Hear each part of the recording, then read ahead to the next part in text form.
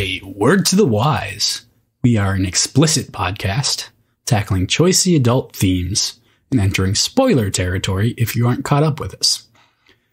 We are finishing part 1 of book 3 of the Red Rising saga, titled Morningstar by Pierce Brown. This week, both Crossland and I slurp on some pink shit with grapefruit. One of us has a decent-looking classy cocktail. The other has something hideous and disgusting. And I'll let you be the judge of who has what. So, enjoy!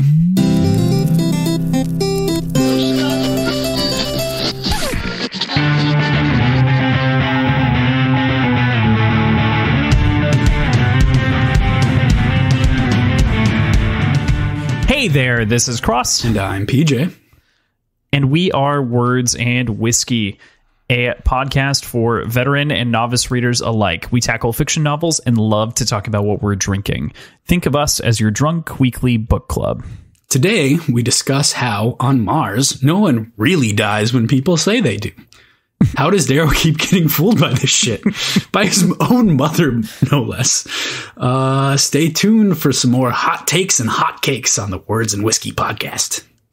Oh, boys, that's spicy. Those are going to be some spicy takes. Today is our second episode covering Morningstar by Pierce Brown, and we are here to discuss the second half of part 1, Thorns, covering chapters 8 through 12. But before we talk about that, let's talk about what we're drinking.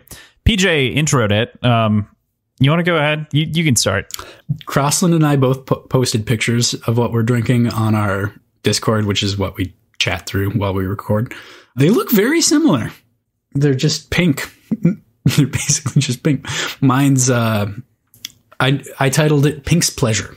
So mine's a themed cocktail tackling pink this time. So it's 2 ounces of Rakia vodka, half an ounce of a rosemary simple syrup that I made earlier today, 4 ounces of grapefruit juice, 2 dashes of grapefruit bitters, shook that all together, and poured it over some cracked ice cubes that I had, and garnished it with a rosemary sprig, which I wrapped in like a very intricately cut line of grapefruit rind.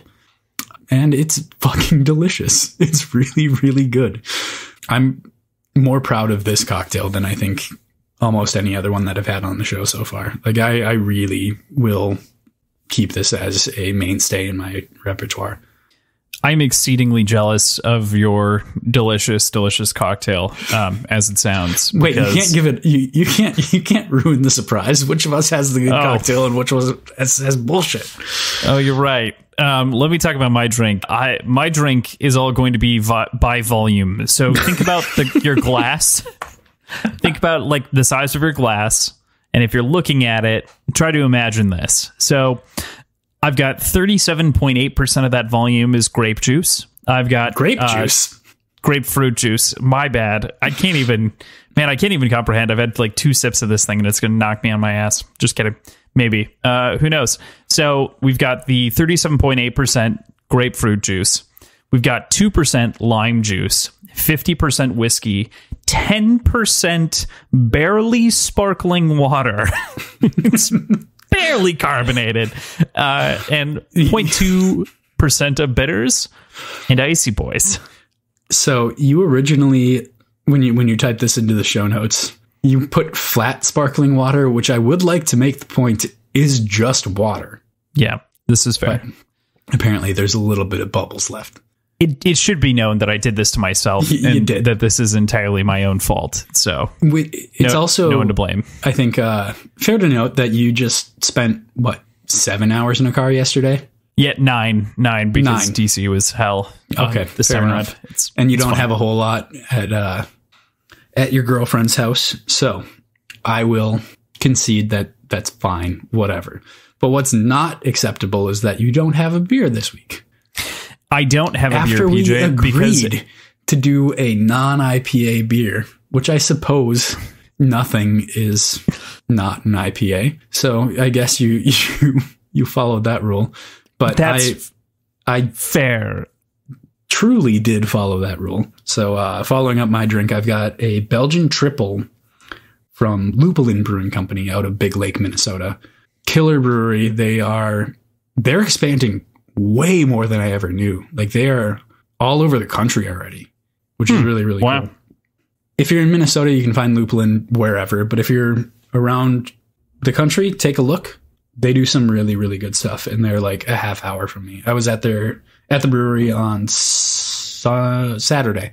Went there on Saturday with a friend and got this bottle of their Belgian triple, which is actually delicious. It's really good. One of the breweries I used to work for does a really, really good job with Belgians, and I developed just a love for the styles. But man, there are some bad Belgian styles in the States, and finding one that's really good is really, really nice. So that's what I'll be sipping on after this. It should be noted that I didn't wuss out of the beer. No, you just don't have any. Because, and not even like, I maybe could have gone and gotten some, but I also decided that I wasn't going to do our typical pre-show shot because of the amount of alcohol that is in this beverage. So let it be known that this is just a one and done. I named it fucked because I'm never doing this ever again. So, you know, worse than the Baja Blast cocktail you made. Did that ever air? I think it did. That never aired. Oh no, that was our lost episode. We've talked about this a couple times. Yep, you're right. That one got lost for good. I think for better. For better. It's fine. Yeah, it could have been better. We will move into last week's predictions. There really is only one that registered from last week. That is the last prediction that you made, which is what happens next week. To which you said to Lycos. And you are fabulously wrong. I don't know if it's fabulously wrong. I think a space racist, if he walked into Lycos and he walked into Tinos, he'd probably assume they're the same place. Wow. I just didn't even know where to go with that. We're gonna just leave that one there. You're gonna take your drink and we're gonna go into the chapters. Fine.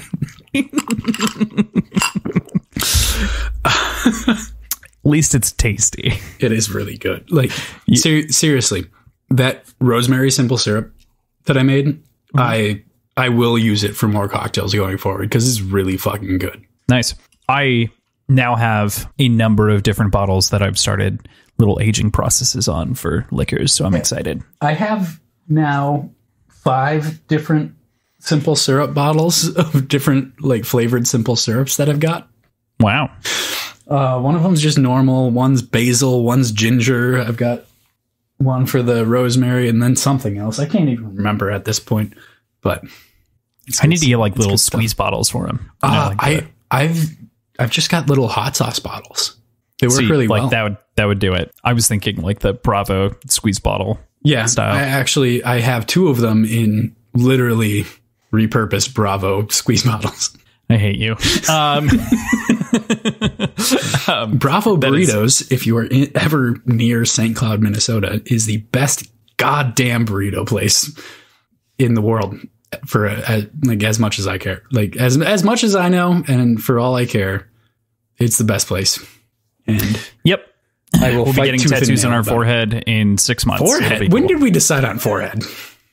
I don't know that we did. We didn't. I'm pretty sure we actually decided on assholes. For you right now. Not assholes, just asses. Yes, the Bravo brothers. Anyway, so with that, let's get into our chapters here. So we start off with chapter 8, Home, which I think is just a great kind of chapter. And this whole section, this whole second half, the first half is just action-packed from like the dreary darkness of the box. And then we kind of get like a bit of respite here. We get caught up, we get character moments, and it should be said that it's clear that Pierce Brown's writing captures us better here than it did in the first book. It does. You know, with kind of a similar paced section. It certainly does. It gives the sort of feeling of the space without it being really kind of weird and Shakespearean. Mm-hmm. Which either that or we got used to it. I don't think that's it. Okay. Like I've gone back and read the first 50 pages again. It's not the same voice. That's fair. Darrow is also a very different person then, so that makes sense.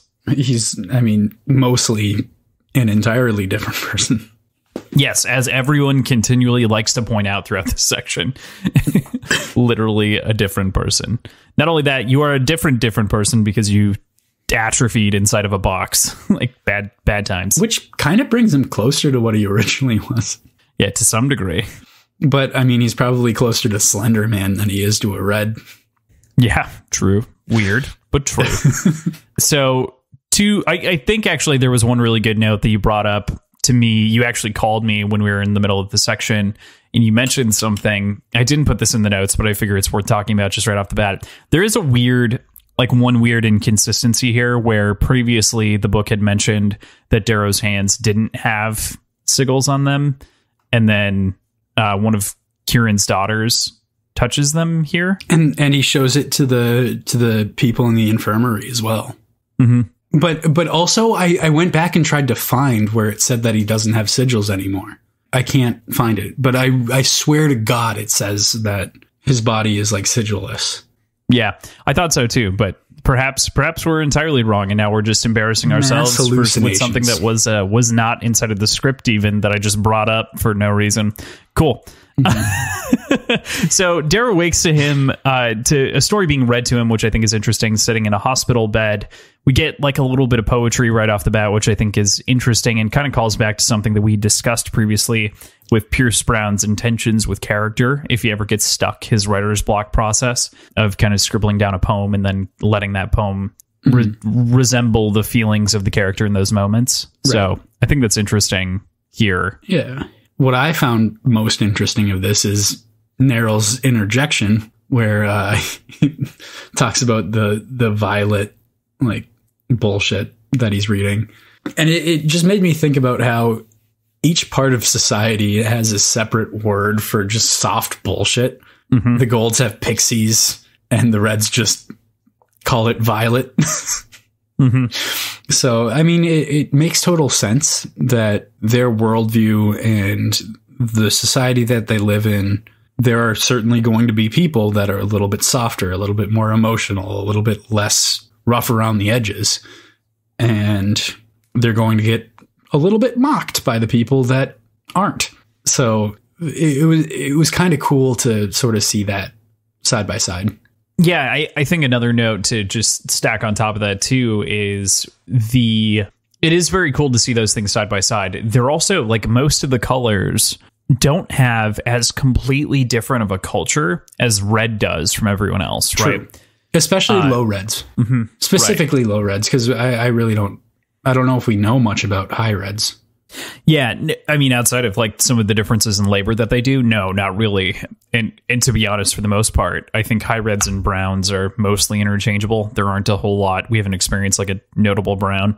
Though this was the first section where it mentioned browns, I feel like, and I say that because it mentioned the brown farmers, and I had never realized that the browns were farmers. And I'm sure it was like, I know there's the sort of pyramid in the beginning of Golden Sun, so I'm sure it said it in there, and I never made a note of it. But that makes sense that higher Reds and browns would be a little bit interchangeable. But my point is the higher Reds live amongst all the other colors, whereas the low Reds are completely isolated other than the people kind of driving their quotas. So they have this isolation in which their society can evolve separately from everything else. Yeah, definitely. I think that you're definitely correct in the fact that they do evolve completely separately. I think that there's only like one other color that really has like a distinct, or two other colors. There are only a handful of other colors that have distinct cultures, but those are almost forced on them by society. Or gold. Right? Like, what? And golds. Yeah, and gold. That I meant, that's why I was saying like a couple. So like grays in the militaristic culture, obsidians and their forced culture, like adoption of the Norse culture, and golds and kind of their, cast of leadership. But you got to think for, I don't know, maybe everyone does, but it doesn't feel as representative as the differences between Red and other people, just because they're so low Reds are so unaware of the rest of society. Right. So it is interesting, and I do agree with you. I think that it is a cultural difference that the low reds have, specifically separating them out. Right. So we move on from the interesting tale to Harmony. God damn Harmony. It was Harmony that got Fitchner killed and turned them all in. Such a fucking dick. I think it's really interesting in her character. She's just so anti-gold and anti-society. She's anti every other color that it becomes anti-progress, you know? I would like to say, I fucking called it from the jump on that one. Yes. Yeah, you did. Yes. I'll drink for that. Fair enough. How's that drink for you? Right before we started recording, just to peek behind the curtain a little bit, Crossland took a sip of this and he's like, oh my God, I can't believe I have to drink this for like a couple hours. Yeah. I don't know that I'm going to finish it all the way through. I mean, get a shot glass, take it as shots. We'll see. Continue.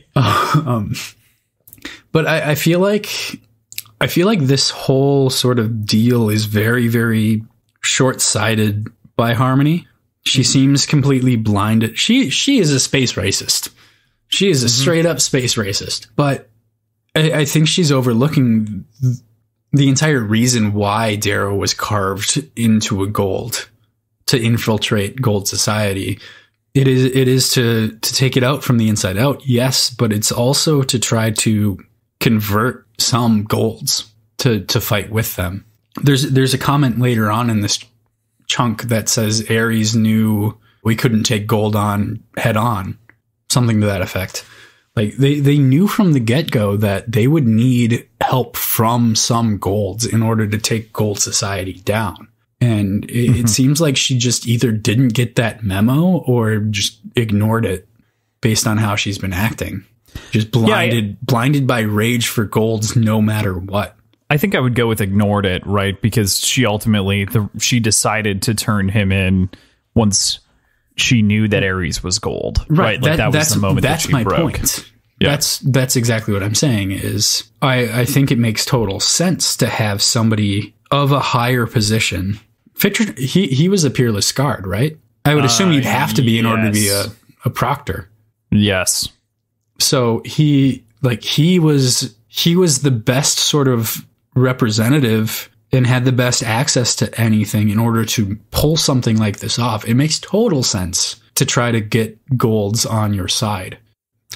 I can believe that she just ignored it, but it's hard for me to believe that it never crossed her mind that was a possibility. Yeah, I think the other part of that is really, it definitely had to cross her mind, right? Like she had to, God, I'm stuck on her character in general, right? Because she ultimately, like, yes, you are correct that she is a space racist, right? But she was also harmed by society and kind of the oppressive system that is. And so she obviously has those predispositions, but she fails completely to recognize the point of Darrow, right? Completely. The point that Ares and Fitchner, everyone else, Dancer, Fitchner, went through to get someone into Gold Society to effectively infiltrate and be like a true underclass hero to some degree. Mm-hmm. I don't know.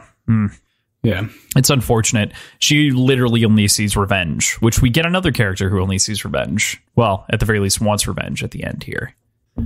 Yeah. You know, that's interesting. Our interaction so far with Gold Society hasn't been with Gold Society. It's been with Peerless Scarred Society, which is essentially like getting plopped into a room with a bunch of senators and assuming that's what the entire population's like. Very true. Very true. Because we are only seeing the elite. Like the elite of the elite. Like 0.1% of the population or something like that. Right. Right. Yeah, I don't fully remember the number. I feel like it was 100,000-ish. Yeah. That sounds about right. Yeah, it was about that. Yeah, that are discussed. Definitely nuts. It might have even been like 0.01% of the population or something like that. Like it's a very small number of people. Yeah. They are only going into the institutes variously in like 1,200 person classes. So I wonder how quickly these folks are getting killed, or if they're intentionally growing over time to some degree. If it's like this is a ramp up period of the Peerless Guard or something. Right. It's an interesting conversation. Me question though. Have we met a named gold character that's not a Peerless Guard? I don't think Pliny was. Was he not? I do not believe so. Okay. But very few. Mm-hmm. So he was. It appears as though he's not a Peerless Guard. It'd be interesting to see what the general gold populace is like comparatively. Yeah, it definitely would be. You know, we get just a brief picture of you know, a golden boy being chased by a couple of golden girls in the beginning of Red Rising. Within that first section, you know, post the 50 pages, I think it's like in the range of like 70 to 80, where, you know, they're like chasing each other around drunk for a second. Mm-hmm. But other than that, yeah, I mean, there are a few moments where we just see kind of standard golds that aren't just soldiers that are getting mowed down, you know? Right. So I think it's very interesting, and that Harmony is a piece of shit. So, well, yep. That's what we're circling back to. Absolutely. Yes. Yeah. Most notably, you know, within this chapter, we find out about the lengths with which the society went to present Darrow's death, a fake televised execution, and everything. Yeah, they definitely withhold quite a bit of information on that, though, which makes total sense. They don't say anything about him actually being a Red, but in retrospect, that's them shooting themselves in the foot, because when the HC of the carving gets released, that's just, first of all, it's a rallying cry to everybody to say, like, hey, look at this low Red who suddenly became, he called an iron rain. Like, that's fucking crazy. But at the same time, hey, we just watched him get executed, and now we know it's probably because he was a Red, and they're hiding that from us. What else are they hiding from us? And to anyone not really paying attention to what's going on in this society, that could be sort of a kick into action. Yeah, I think that's actually a really good point. I think the other component here to consider is, let's say they did reveal that it was Darrow, right? Wouldn't you want to do something worse than just killing him? You know, like, that's my thought. The only way that you could really dissuade people, rather than, you know, execution at that point for someone who impersonated, is something absolutely absurd. And I can't even imagine what you would do to prevent an uprising from him becoming a martyr, right? Which is what he ends up being once the carving is released as well. I mean, I'm not saying, I don't know that there's a right way to handle this at this point. The correct way to handle this was to not have slaves. But I have an answer. Yeah. What's your answer? A live feed for 3 months straight, uninterrupted, of him being tortured. Yeah, that would do it. Probably. Yeah. Yeah.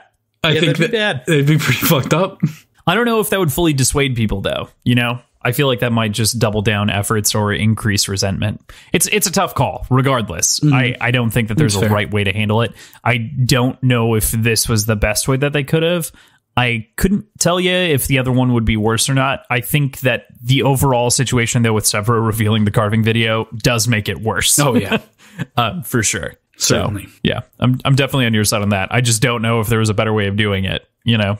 From not having public executions? Yeah, right. Like I said, like just not existing the way that they do presently, which is kind of the point of the book series. So change the way your entire society works. Please and thank you. Mm-hmm. So moving on, there's nothing. So this Neril has a great point when, you know, kind of discussing things with Kieran, not Kieran, and Darrow, and, you know, the kids and everything else, and kind of the waking dream that is waking up near Dio, thinking that she's Dio. It's all interesting. Neril still being alive is, you know, obviously interesting. I find the conversation here between Kieran and Darrow very interesting, where they're basically breaking down, like, Kieran is effectively saying that, like, he really wants to support he wanted to give, like, an inheritance to his children, and the inheritance that he received was skills.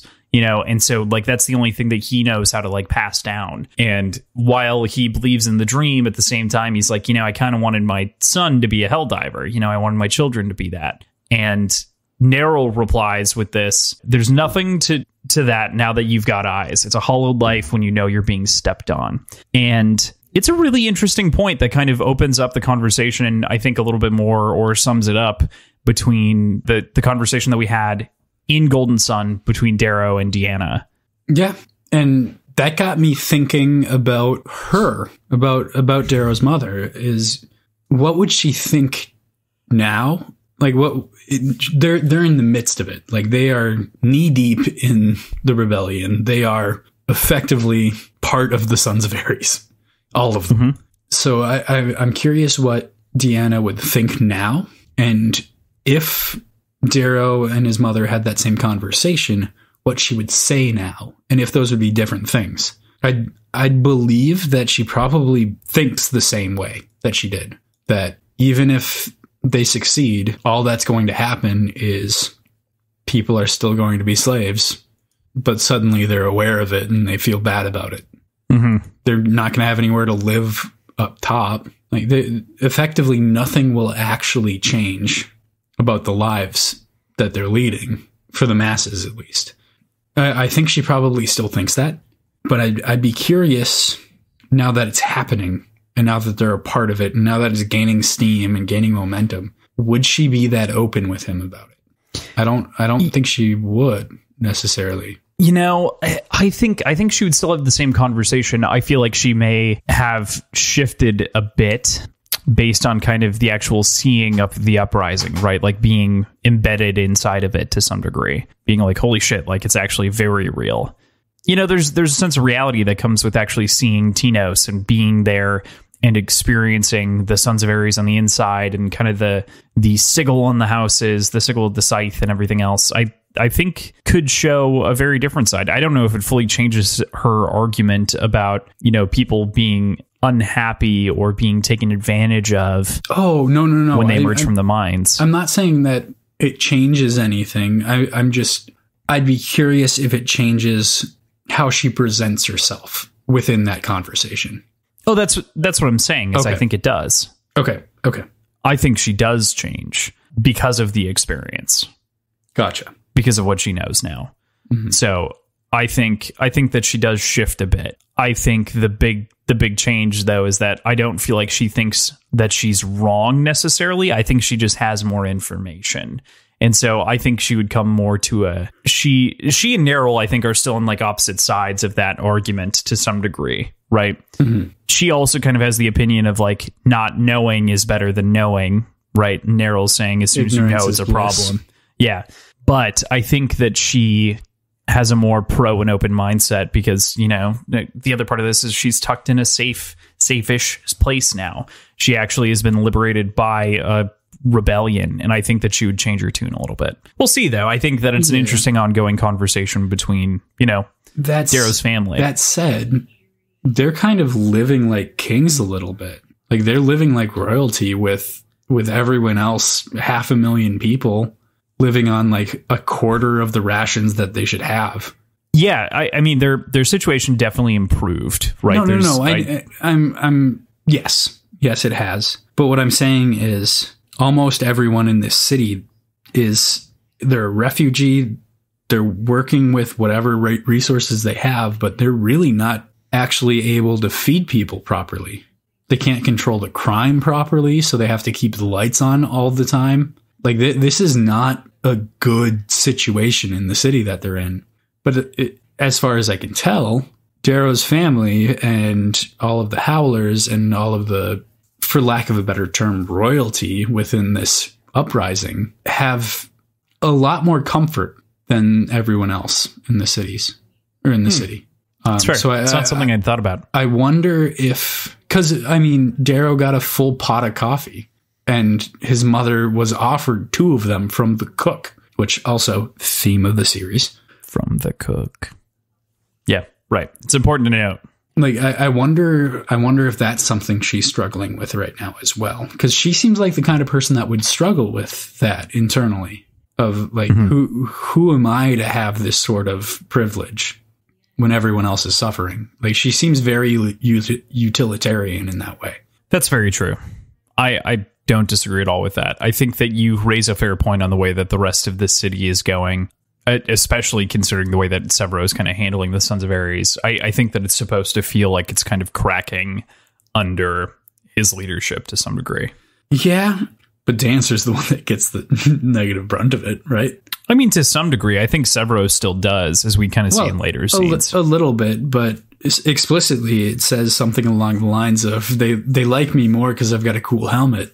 But Dancer's the one that like passes down all the negative like decrees of like lower rations and shit like that.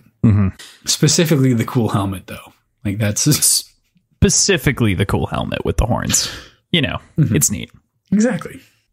So with that, we move into chapter 9, the city of Ares, as we've been talking about. As you'd mentioned, we'd already kind of discussed the coffee to some degree in the cook bit. Funny, I love the reference to the stuff from Jamaica. This prompt, like that misspelling or mispronunciation, what would it be in text? In text, it's misspelling, but it's referring to a mispronunciation. How would I refer to that? Ooh, there's a word for it, and I don't remember what it's called. Okay. Either way, it prompted me to like research coffee growing in Jamaica, and Jamaica produces like 0.1% of the world's coffee right now. So I'm curious if that was just straight up incorrect information, or if suddenly Jamaica's a more prominent coffee growing spot on Earth a few hundred years later, or like how that all shakes out. Yeah, that's super interesting to pull out and pick up. The only word that I can think of is like, it's kind of dialect, but that's not the right thing. I actually listened to an entire thing that was about accents and the way that they read, say, etc., and you know how that works. Wired did an excellent piece on it that they put out like 2 or 3 weeks ago. Super cool. I think I sent it in Discord. You might have. I probably did. I'm dumb. I know I did. Don't read that much. Well, it was a video, so point to the show. It was a video. Yeah, but it was probably like words that you wrote out and posted. Oh yeah, that's fair. You do have a hard time checking your phone, so it's okay. Yeah. Just kidding. I'm the one with a hard time checking my phone. So at least it's better than when you had 2 phones and I didn't know which number to text all the time. This is true. The work phone was a serious issue for some people. It was an issue for you because you would never tell us which one you were primarily using. Well, I would get into the habit of texting your work phone, and then suddenly you'd like only use that for work. And like, hey, I texted you. Like, what's up? And you're like, oh no, I don't use that phone for like personal calls anymore. I'm like, when the fuck did you tell me that? You're just gonna dodge right out of that conversation.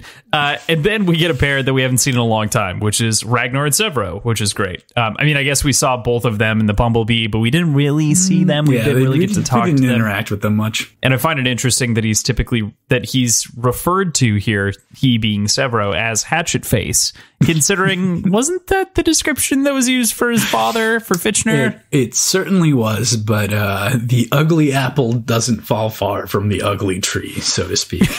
So I think it's probably fitting. That's fair. Also, I'm going to forever remember ugly apples as hatchet-faced apples now. It's great. Yep. As though.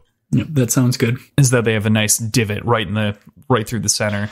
And probably several worms. Many worms rotting. So the whole conversation with Severo is just phenomenal as well. And getting to dive back into his humor was something that, I'd kind of missed since the grim ending or grim nature of the end of Golden Sun and the beginning of this book. It was nice to kind of come back to the humor a little bit for a second. Absolutely. Just there was a line that made me absolutely laugh out loud when I read it, which was the way it was dripping in self-awareness, and it just casually used the term terrorist warlord to describe himself. Yeah.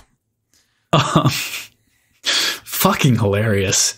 But also they Ragnar and Severo definitely built up sort of a brotherly relationship in Darrow's absence. And it was very well demonstrated without being explicitly mentioned. Like the point when Ragnar literally throws Severo away and steals his candy bar and like giggles about it a little bit, smirks about it a little bit. Like they have developed this really cool friendship and brotherhood that doesn't really need words to describe it. It can be described very perfectly with actions.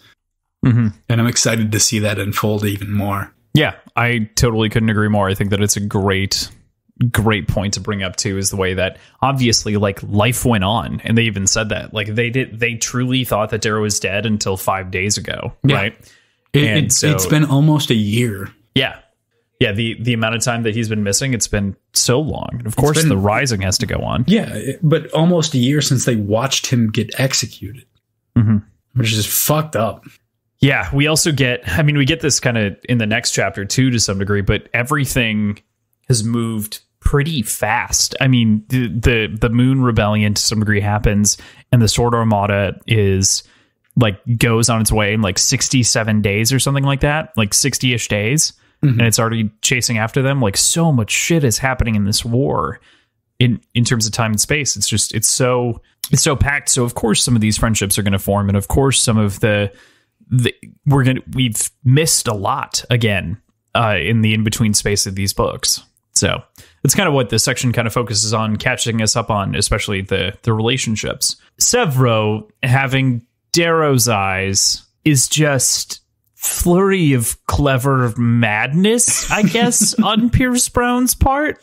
I don't know how I feel about it. It's cool. I know how I feel about it. And Crossland. Oh no. If I die before you, which I will, let's be honest, I'm not meant for long on this world. When I die before you don't fit in doorways. So. I'll be crushed by I'll have my knees driven through my heart or something if I ever get into a fender bender. Like, I don't fit in cars. But when I die, I want you to have my eyes, because if I'm lucky, you'll go crazy, because suddenly you'll have the proper rods and cones and you'll be able to actually see color, and you're psychotic. And you will be driven mad by the stimulus. PJ's ultimate solution here is, if I die, I'm taking you with me via your color blindness. Like, what kind of madness is that? Madness that's disguised as love. Or is it love disguised as madness? Who knows? Does Severo even know? I don't know. I don't know what this is. What is this offering? Speaking of, though, have you considered that surgery lately? No, not at all. Pretty cool, though. Okay, so for the folks who don't know, I'm pretty sure this has been mentioned before, but I'm incredibly colorblind, and incredibly as in entirely. Right, the type of monochromacy that achromatopsia monochromacy is very, very, very colorblind. There are eye replacement surgeries are typically done, not typically, but have been done for people to attempt to remedy the type of colorblindness. At that point, it's somewhere in the 90% of people who are suddenly given color sight end up killing themselves, unfortunately, because they're overstimulated. I don't want that to happen, but I want you to get close. It's just go mad. I want you to go crazy. Well, little did maybe you know, just one eye. There. How about just one eye? I don't know that that's better. You could wear an eye patch. Slowly introduce yourself to the color. Like a couple minutes a day. That's not better. So you're telling me to sacrifice my depth perception for some... I think that would be worse. To be fair, if you get my eyes, you also won't have depth perception because of the trauma that I had done to my eye early on. Fair point. Because I really don't have good depth perception. Like, it's a problem for me. So maybe you don't want my eyes. Never mind. Do you want my fucked up eye? No, I'm good. We're not trading this. Okay. But Severo having Darrow's eyes is interesting. I get the symbolism to some degree that he's reaching for there, and his like literal, well, you weren't using them, is very Severo, but also creepy affection only goes so far. So I didn't. My understanding of this was less about affection towards Darrow. It was symbolic and definitely maybe carried a little bit of weight as far as like the connection to Darrow goes. But my guess is he was at Mickey's workshop and saw the. I'm assuming it looks kind of like an apothecary, and it was just like a mason jar with like fluid that had Darrow's eyes in it, and Severo saw it and he's like, oh, I'm kind of leading a red rebellion. Maybe I should have some red eyes. I'm missing an eye anyway. Be cool to have 2 real eyes again. I'm guessing it was a little bit less. I'm guessing it was prompted by the desire to have red eyes to fit more in with the people that he was leading. And the fact that it was Darrow's eyes was just kind of a cherry on top. Mm-hmm. Yeah, that's fair. That's fair. Also, the fact that he, now no longer has like a dead eye is a good thing. Well, I mean, I'd assume bionic eyes are probably better than real eyes. Yeah, I guess the other part of this that I hadn't considered to some degree is that, that something that they discussed or had been discussed is like the low red eyes had better adjustment to low light, right? Like that was a function. Oh, yeah. I hadn't even considered that. So that makes total sense. Definitely interesting because I think they have lights on 24/7 in this place. Yeah. But years in the mind because people can't stop raping each other when the lights go out. Oh yeah, there's that problem.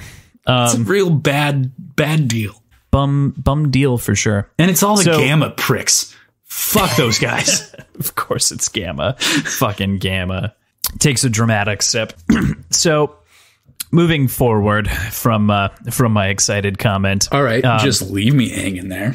Yes, it's great. It's great. All those Gamma pricks. Just let you soak in that for a bit. Harmony's from Gamma, isn't she? No, she was from something else. I don't remember. Lambda? I don't know. I feel like she was Lambda. I do not remember. So Clown and Pebble, though. King of transitions, not really. Staying around and showing back up is great by all counts. It's fantastic that so many of the Howlers are still like sticking around as a part of the Suns. I mean, obviously we see that we lost one Thistle to Jackal and the Bone Riders, but did you think that this was likely? Did you think that we were going to get Howlers? I wasn't surprised that there were Howlers here.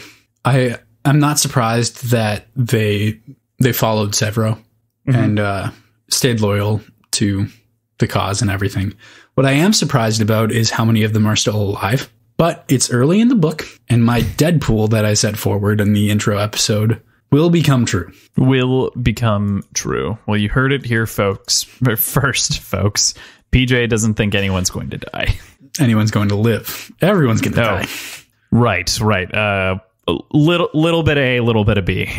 It'll come to fruition. We're good. We're good. Exactly. But no, ultimately, I'm not that surprised that a lot of them decided to stay with it.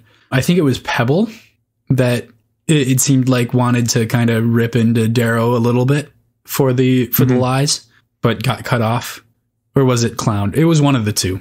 And the other one cut them off or like stopped them from speaking. That was what page? Clown to Pebble? No, that was Pebble to Clown. Pebble to Clown. Whatever it was. I don't know. So like clearly there's some animosity and there's some like hard feelings, but I don't think there's any feeling of being acted upon in an unjust way. Yeah. Like I think they understand the cause that they're fighting for. Yeah, I totally agree with you. I think that Clown and Pebble especially have been with us for a lot of the story, and versus the, I think it's still important because there were obviously other Howlers and we're not going to get introduced to all of them. But even the introduction and killing of Harpy and Rotback in the last book just don't have perfect resonance because we don't know them as well. But Clown and Pebble and Thistle, like, we've known the whole time. Right. You know, so like seeing them back as these familiar faces is great. And Screwface as well, who's been, you know, in and out. But yeah, definitely interesting. So the final kind of note of this chapter, to some degree, we get an understanding of Tinos, where they are, kind of the city situation, as you've said. And we also get a final note and know-how of who killed Fitchner. Cassius, the now really, really bad dude who we don't even like because he's just so bad and awful. I don't follow. I think what? Cassius is a righteous, bodacious dude. And frankly, I'm appalled that you would disparage his name like that. So you're telling me after all this time, you're still pro Cassius? I mean, he lost an arm, man. Don't you feel bad? I mean, okay. No, of course not. Yeah. He's a little bit of a bitch, and I don't like him. He is a piece of shit. Mm-hmm. He is a piece of shit. So next we move into chapter 10, The War. I think it's excellent that Theodora also finds her place among the rest of the Sons here as well. Like, just seeing her again right off the bat was a great Papa color. I don't know if that feels good to say. One color particularly. Yeah, I know.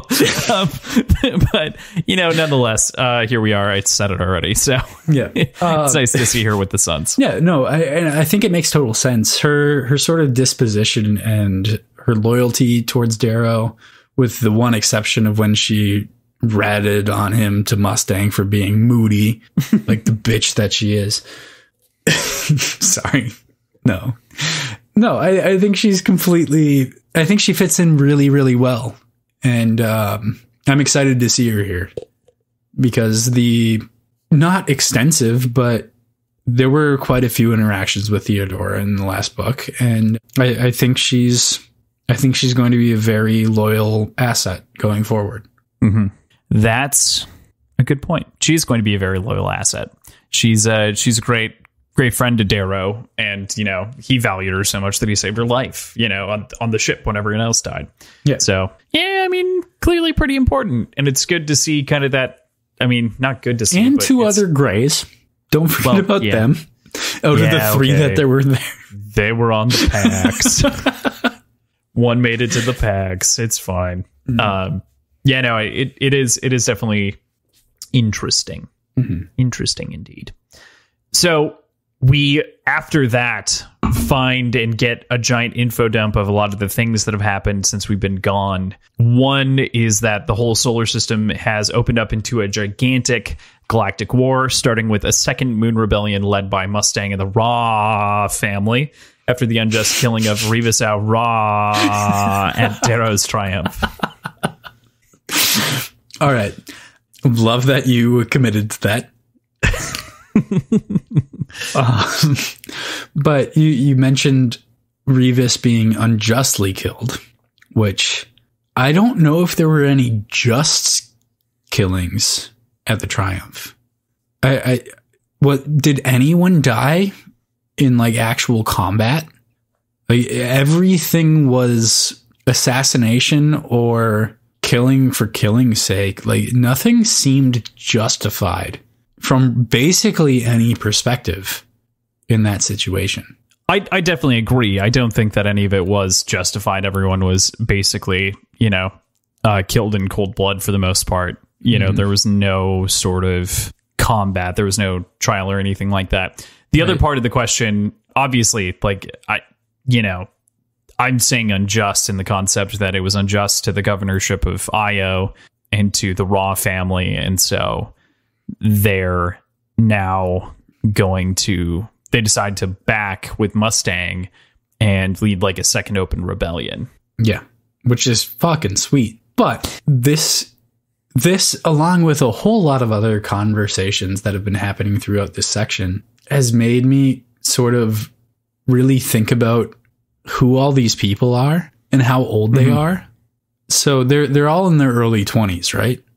Pretty much. The Jackal, Roke, Mustang, and they are leading and heavily influencing or straight up making laws for the society that they're living in as like, call them 21. First of all, I remember when you and I were 21, we would make rules. I'm sure we'd make laws. Like if given the opportunity, we would go forward and make some sweeping changes to the laws of this country. And a lot of them I'd probably stand behind today, but a lot of them I wouldn't. And I don't think the country would be better for it. But take that a step further. Think about Lorne.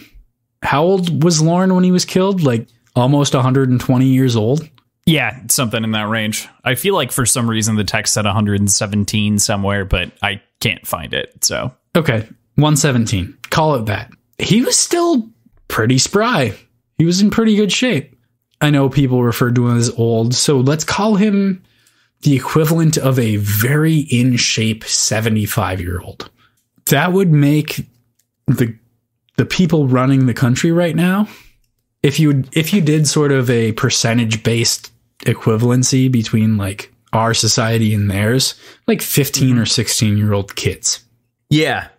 And I don't think this changes your math at all, but they are like 23-ish in this book. Yeah, I mean, yeah, call it 16, like, call it just a solid 16-year-old.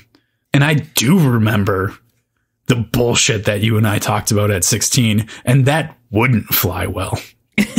That one would not work. No. We cannot have the country devolve into a bunch of different fight clubs in order to survive for fight. Oh, that I think should rights. Still happen. Oh, well. Okay. Well, no, that's I'm kidding. No, of course. I'm with you though. No, I think that it is very interesting. Your point is still very valid. They are young kids effectively that are leading this revolution, and which is to say capable and they're intelligent and they are like in the prime fighting shape of their lives. And there's nothing saying that they're not in a good position to lead, but at the same time, they're so young. Mm-hmm. Yeah.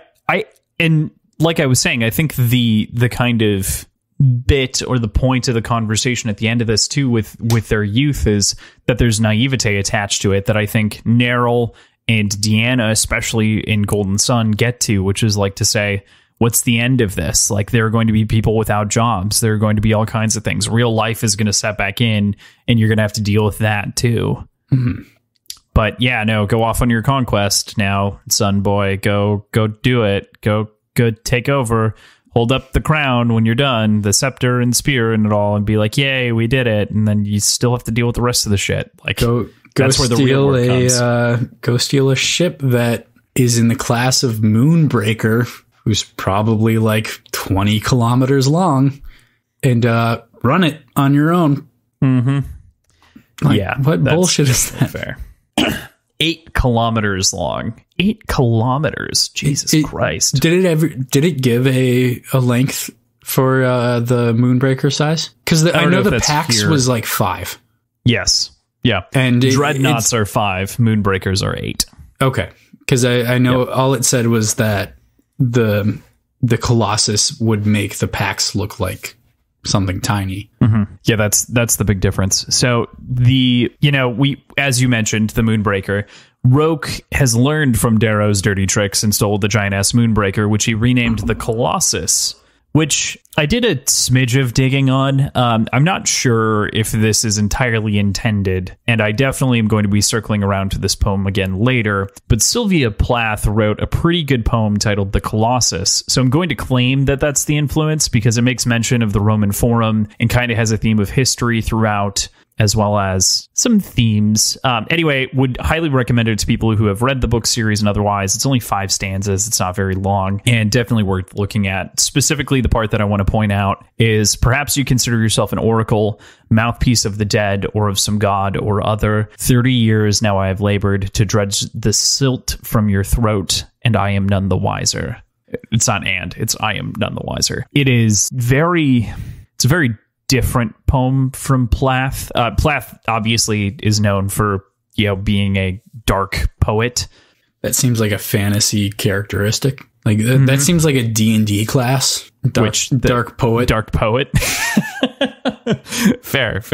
And it only makes sense, of course, for Roke to potentially rename something after a poem. Oh, absolutely. It's very interesting. So I think it'll make more sense as we start to unwind and unpack things. But I think to some degree, the naming of the ship, to me, at the very least, points towards Darrow being his own personal colossus to some degree, where Darrow thought that he was going to be this high and mighty and big thing, mouthpiece of the dead or some god or other, and turned out to be lesser than. And so Roke himself claimed his own colossus. It's interesting. Yeah.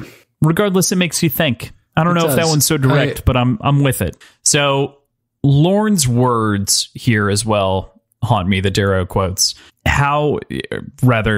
They haunt Darrow. They also haunt me, I guess. Lorne's words haunt me. How do sheep kill a lion? By drowning him in blood. And my question for you is, obviously, let's pick apart this quote, but is he referring to like the blood of reds? Like, is that what Darrow's suggesting? This is actually one that I also kind of thought about a lot. I've been really enjoying all of the Lornau Arcos quotes and trying to pick them apart as much as possible. But I think there's a couple different ways to look at that quote. There's the idea that the sheep are mindless and following along and kind of the zombies of the society. The I don't want to say uneducated, but just the masses of society. But there's also kind of the way to look at it as those with no teeth and those with I guess the point I'm trying to get at is it could be referring to the Reds and the Red Society in general, in that we can throw as many of us at it and just overwhelm them with numbers. Even though a lot of us will die in the process. It'll be the for any of you StarCraft nerds out there, the drone rush of society, where you essentially sacrifice your entire worker like populace and go all in and try to overwhelm with numbers, as opposed to having military units with heavy losses. Or it could be kind of referring to a strategy that the Sons of Ares could employ.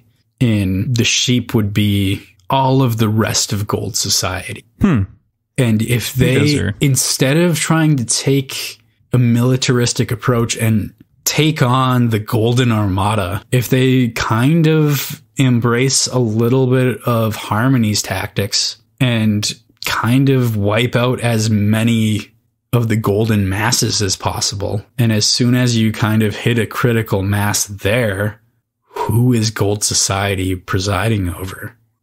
Like, who are they ruling if you take away all of the populace? And in that sense, you're drowning them in the blood of their constituents. Yeah. And I'm not speaking like that's not a very elegant way to put that. And I'm trying to kind of piece together my thoughts. I think it's treading, like you said, I think it's treading dangerously close to Harmony's philosophy, right? Of like just the red tide, the never ending red tide. Yeah. And I think that there is obviously the symbolism between red and blood here, which is, definitely something to note and merit. It's really taking on more of a terrorist philosophy as opposed to a military philosophy. Yeah. As opposed like attacking the society instead of waging war against the society. Even like extracting it a step, the people that are at fault in the society are the leadership of society, right? Right. Not the whole of society, which is the Harmony kind of terrorist approach. So separating those two out, I totally see what you're saying. Right. Makes a lot of sense. But I think that's kind of the division line. That's a really kind of dangerous thought process. And I'm sure that'll come up later as a tactic, because I think that's probably easier. That's an easier way to cripple the Gold Society, is to attack the people that can't fight back. Mm-hmm. But I don't think that's the goal. And I'm sure there's going to be, if that does come up, I'm sure there's going to be a lot of people fighting for both sides of it. Because on one hand, it maintains kind of a moral high ground to not do that. But on the other hand, it saves a whole lot of red lives to attack people that can't fight back. Mm-hmm. Fair point. Definitely worth considering and processing. The final note of the chapter is the releasing, or Severo's release, of Darrow's carving as a prompt to support the roar. That Darrow was the gold that was executed, if it was Darrow, they thought it was, is in fact a red, and now red is rising. Yeah. Boyo. You know, boyo. I just had to throw in the boyo there. But it's kind of, it's symbolic in the way that we had kind of already touched on to some degree, right? Like I think we touched on it pretty explicitly, but it's certainly something that will, it turned Darrow into a martyr. Mm-hmm. And I don't fault Severo at all for going through with that, especially knowing wrongly, but knowing that Darrow was gone. So in that respect, it was allowing his friend's life to not be ended in vain, and becoming sort of a symbol, much like EO did, to rally people to the unifying cause. But also, it turned him into a messiah. Him coming back from the dead, which, again, as I mentioned before, who fucking actually dies in this book series? Does anybody? I mean, I'm waiting for Pax to come back. Like, I think a lot of people have died. You know, there's the whole conversation in general in fiction around, like, some characters have plot armor to some degree. Oh, certainly. I truly think from the outset, with everything that was planted with Victra, she was not intended to die in that moment in Golden Sun. I think that it was intended to pull you in. But at the same time, I wonder if it would have been even stronger if she had. To be... Like, I have the image in my mind of her scrambling with her hands towards him in the dirt, 2 bullets in her spine, saying, "I didn't know, I didn't know, I didn't know," as she's dying on the floor in front of him. Like, that's so fucking powerful. But I wonder if it takes away some of that power to have her not actually die. You know, on reread, I think it's still pretty powerful because she thinks that she's going to die. And so she thinks that the most important thing is to tell that to Darrow in that moment. Mm-hmm. You know, I don't think it pulls away from power. I agree with you there, but it's something that I kind of wrestle with a little bit when I'm reading. How many people have died and haven't actually died, Darrow included, in this series? There's a lot of them. I mean, Darrow and Victra. Neril. So Neril's weird because Neril, they claimed that he died, but he's been reported as dead. Right? Yeah, but like that's BS. So is Dancer. Dancer was reported. Same with Dancer. Dead. Like, there's a lot of them though. But you're taking reports for faith versus like seeing it, right? So it's fair. That's fair. You're right. But why is Darrow still like able to believe it just without question? Well, because he trusts people to some degree. Yeah, he shouldn't. That's a mistake. Clearly. he's been learning that this whole time. I don't think he has. But also, he clearly hasn't. I mean, part of the problem was he wasn't trusting the right people. Yeah, and now, so with that, I think moving on to chapter 11, My People, and we can talk about some of the things that you've kind of already mentioned a little bit of. But chapter 11, I think, is great for character building. It's a reminder of the souls of each of our people, our characters, and, you know, what they kind of stand for. For Darrow, it's a shaking of faith, a reassertion of that faith, and a sort of summation of what Darrow is to the people. Kind of like you said. Yeah, he's he's gained sort of a messiah position. And I think explicitly it was referred to as he's become a messiah from Sevro's point of view, which makes total sense. And also is a really, really strong way to cement loyalty to the cause. And definitely. I know that wasn't necessarily the intention, but if you've kind of been broken of your mental shackles by somebody's death, and then 9 months later they come back, I think you double. I think most people double down. Yeah, I'd agree. It's a whole lot more than a couple days in a cave. Yeah. Yeah, no, I definitely agree with you. I think that it's interesting that he comes back in that way. So I also think it's interesting. We get the continuation of kind of the Norse story here with Ragnar right off the bat as well. And as well as kind of his saying that he plans on passing down the song of Io to his people. Yeah. To spread the word. So that was an interesting sort of line, the reference to the song of Io. What do you think? I'll let you know what I think that means. And I'm curious if you sort of hold the same viewpoint. Obviously, there's the Song of Persephone, which is the song that she sang before being hanged. But I don't think that's what he's talking about. I think he's talking specifically to Darrow about the way that he's instilled hope and understanding and freedom on him in the name of Io. So sort of attributing that as Io's, or like the Song of Io or Io's song or whatever, with no technical relation to the song that she was singing. I think it makes it really beautiful. I think it means a lot to Darrow, probably being phrased that way. And I'm really curious to see if that's something that Darrow picks up on and starts using as like, this is my sort of, his manifesto, so to speak, is the Song of Io. I don't know where I'm going with that sort of thought process, but I think I've gone back and forth between literal and figurative sort of takes on, quote, the Song of Io, unquote. And I think that's kind of what I'm landing on. But I think I track that. I think that makes sense. Well, when I say that, I mean, I think that the literal, or not the literal, rather the figurative song, the sort of Io's dream rather than the Song of Io is what Ragnar's referring to. Yeah. Meaning like the sort of tune of freedom.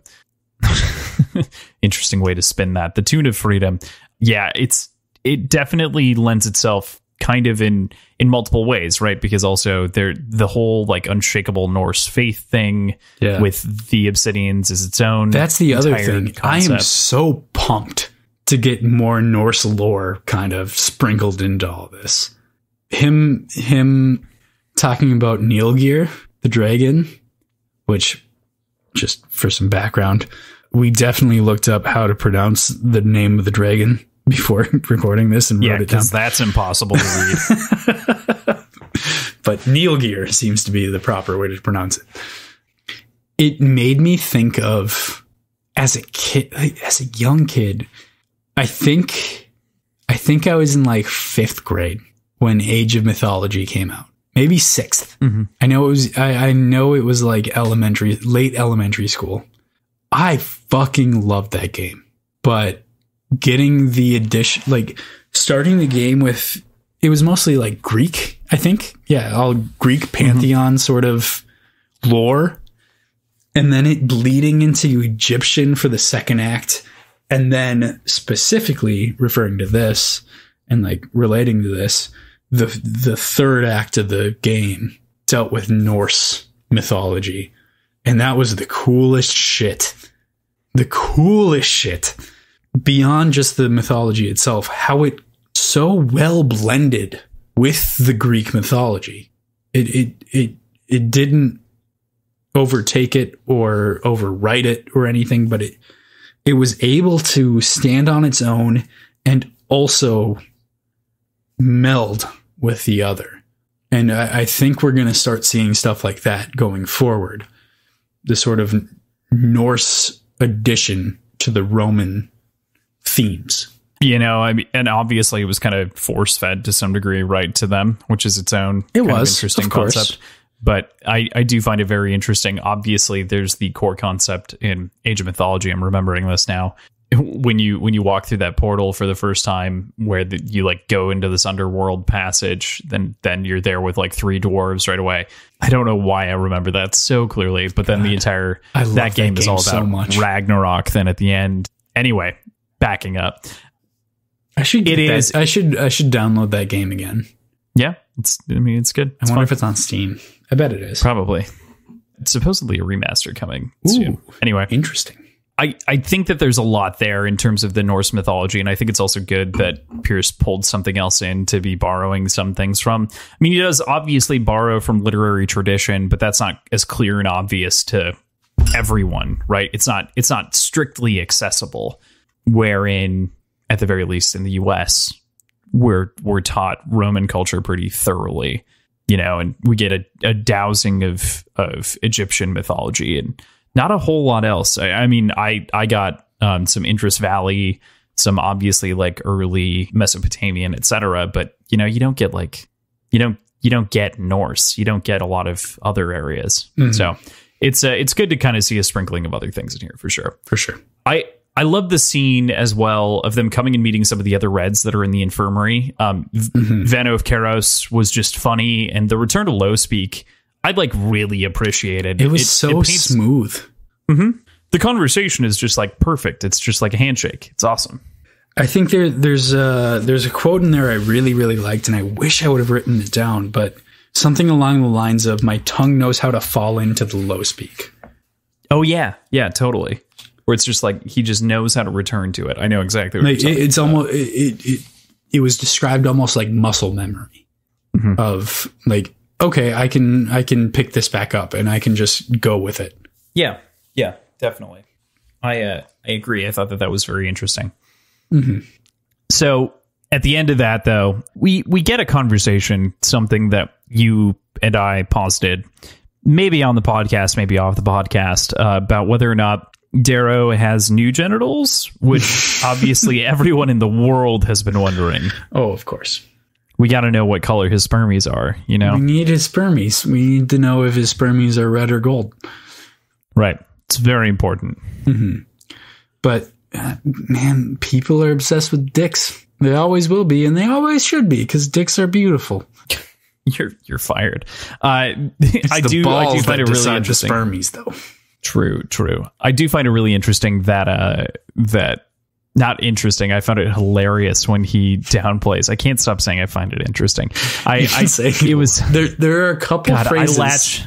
I latch to a phrase for like 2 weeks at a time. It's just how I function. On average, it's like 2 weeks. Shut up. Leave me alone.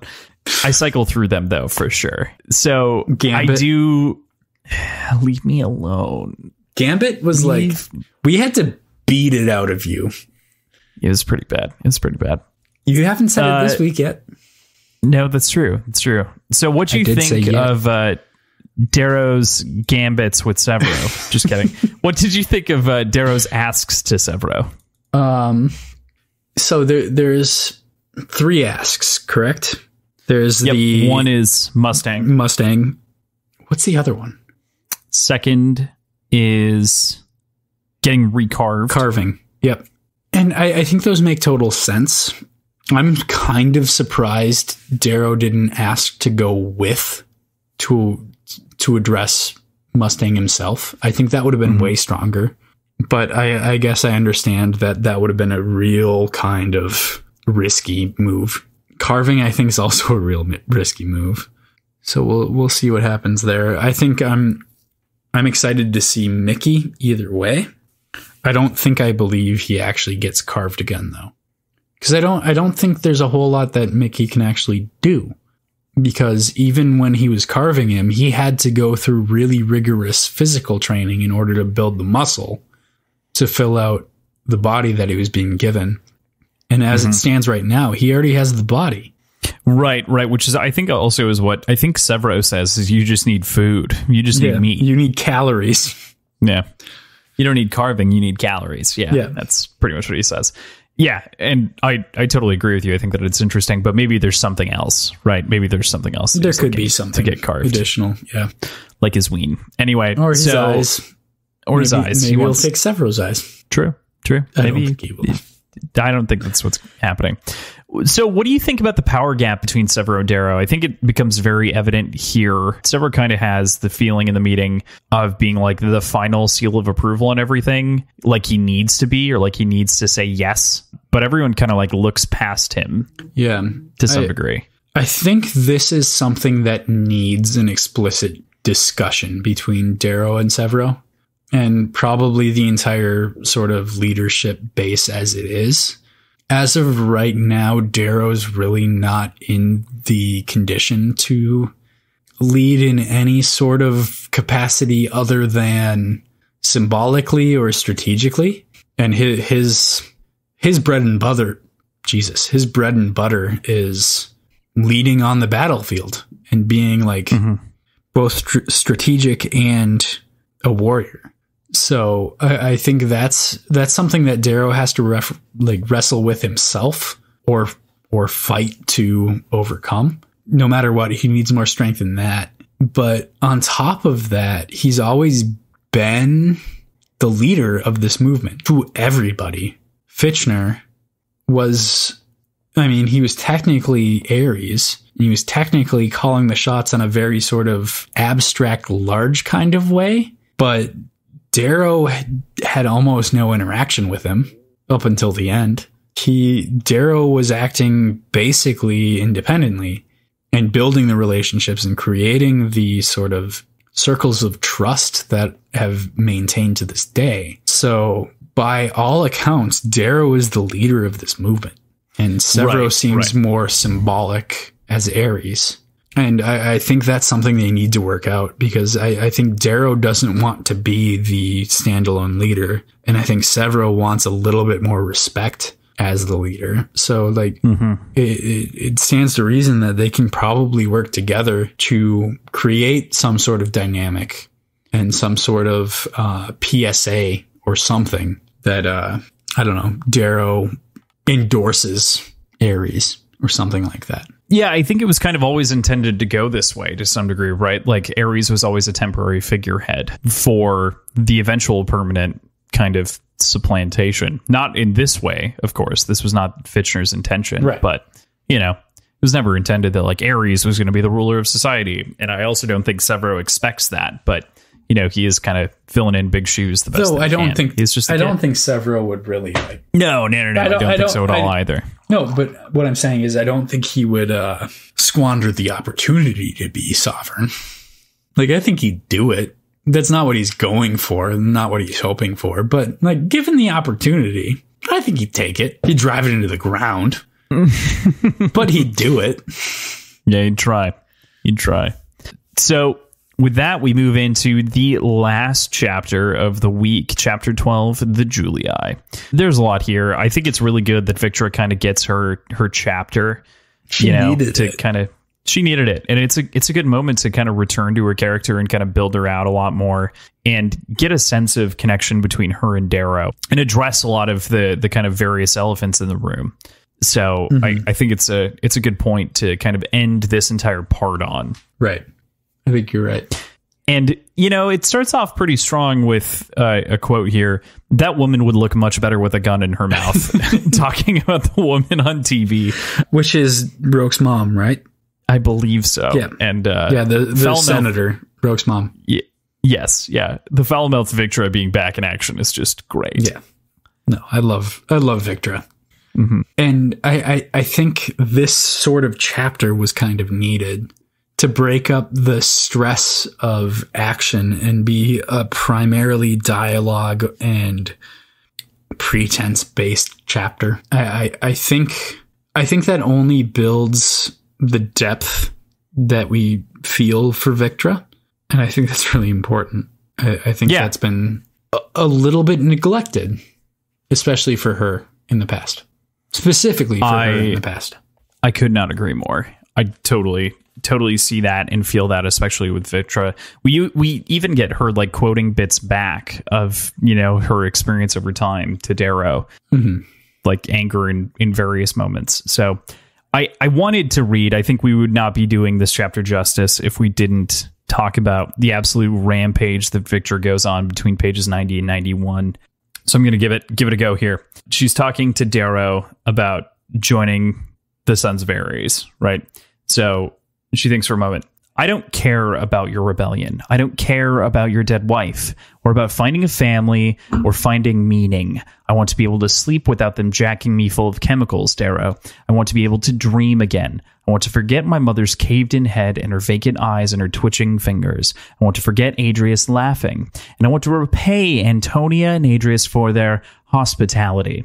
I want to stand above them and that piece of shit Roke as they weep for the end as I gouge out their eyes and pour molten gold into the sockets so they scream and writhe and spread their urine upon the floor and beg forgiveness for ever thinking they could put Victra out Julii in a gory damn cage. She smiles fairly. I want revenge. Yes. Ugh. Yes. Okay. Ugh. So, I don't think there are almost any episodes where I don't talk about cinematography. And I think I would come in my pants if I saw this monologue get made into like a straight up Quentin Tarantino scene. How fucking brutally cool would that be? Yeah, like a supercut where she's standing in a kitchen, kind of shaking around a pot with an oven mitt on her hand full of gold.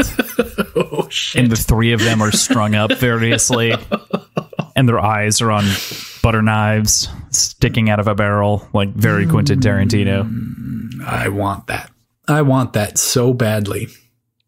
Yeah, like reverse Django Unchained. Very earned. I want that with like her saying this, playing as sort of a disembodied voice in the background.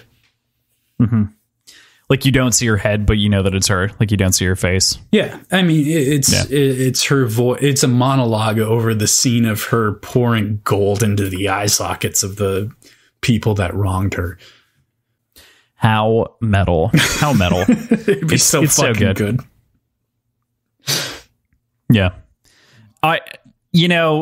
Just her whole like contained rage, and even the final bit of conversation that they end with is just phenomenal. I just cannot do anything but praise and layer on adulation for Victra in this chapter. It's so good. It's so good. Yeah. It is. Do you have anything else on the Victra chapter? Oh man, no, I want that brutality on film. I really do. She is truly a character unlike any other. She is. In the same way that Severo is. But also, she doesn't seem to have changed much. True. And that's something that kind of surprised me in that Darrow has become so much more internal and isolated and skittish and nervous and paranoid. Like there's so much to his personality that's changed over the last year. And I don't know, I could have seen that monologue from Victra during Golden Sun.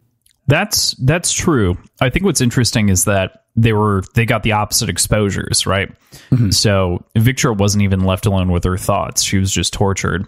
Yeah. And so, her last thoughts might be the only ones that remain, because she even came out on the other side, being able to form thoughts. Right. What I find very interesting, comparing characters here for a bit, it's a bit of a jump away from what you were saying, but I think that you can see an interesting comparison of revenge between her and Harmony, and kind of their approaches to their own personal vendettas and revenge. If Harmony wasn't such a space racist, I could see Victra and Harmony being a very, very dangerous alliance. Yeah. Yeah. I mean, conceivably, as long as they were wronged by the same people, Right. But yeah, no, I totally agree with you. And I do think, bouncing back to what you were saying, I think that Victra has... Here's what I'll say, is actually I think that Victra hasn't strictly changed, but has maybe doubled down, is more firm in a lot of the things that she felt before. Okay. So that may or may not be change. I don't know if like doubling down inside of the things you believe is change or not, but something. Mm-hmm. Cool. Anything else on this week? I don't think I've got anything else to add. I think that was a pretty good spread of what we've read so far. Yeah. It was concise. That's interesting. So with that, let's jump into predictions. So what do you think comes next in the next section? A jump in time, perhaps? A training montage, maybe? Or are we just going full space war? Specifically, I'm thinking training montage. I think it'll probably very closely follow that initial carving montage that happened during his first carving, where Harmony was helping him physically train while Mickey was carving him. I think something like that'll happen. I'm guessing he'll probably do it with Victra or alongside Victra, because she's in a similar boat. She, as we know, she has officially joined the Sons of Ares. I guess that's one thing to add. The last line. Yeah. Welcome to the Sons of Ares. Right. She needs to be back at full strength. So does he. So I'm thinking training montage. With Victra instead of Harmony. No. I think who leads it? Ragnar. I think we get like Beefcake Ragnar leading the training between the two of them. Nice. I dig. So what's Darrow's third ask? He's got the three things. So I've got a couple ideas. One would be something to do with giving up his like body part trophies, like an eyeball of Pliny or something like that. I don't think that's what he's asking. So I'm guessing Darrow's asking to go somewhere. Okay. And I could honestly see it tying into the first ask of going and seeing Mustang. The ask of letting him go with them to approach Mustang himself. I think that's what I'm going with. I think he asked to be prepared to leave for an expedition of some sort. Okay. Mustang's reaction, in general, whenever they reunite.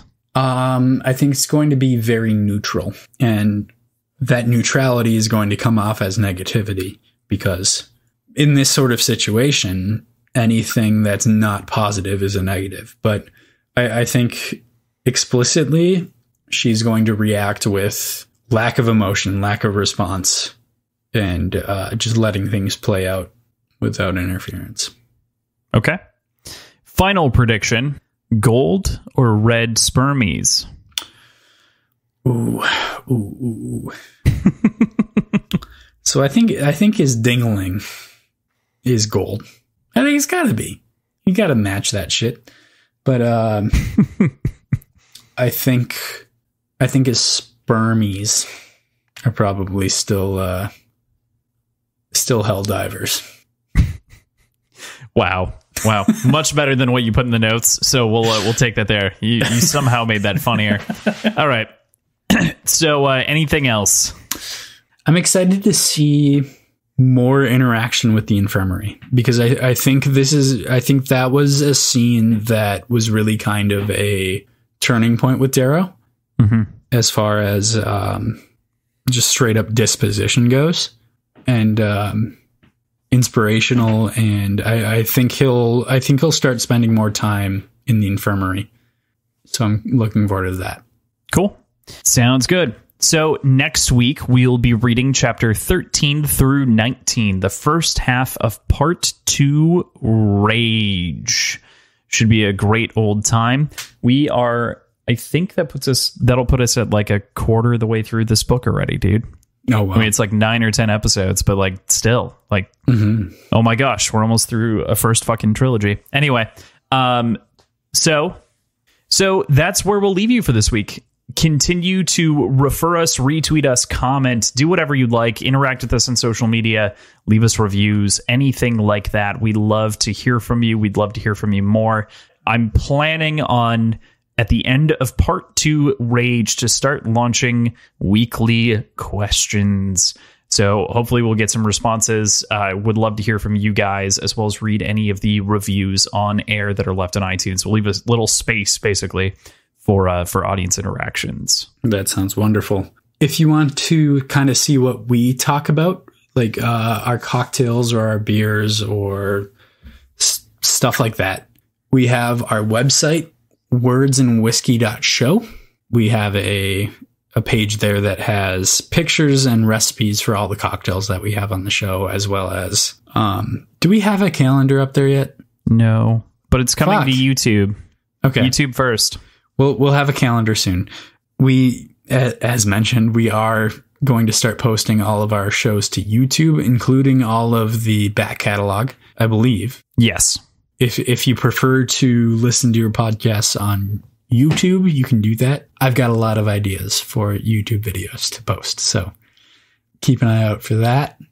And then social media at Words Whiskey Pod on both Instagram and Twitter. Correct? Words so Whiskey Twitter Pod. is Words Whiskey Pod, and Instagram is Words and Whiskey Pod.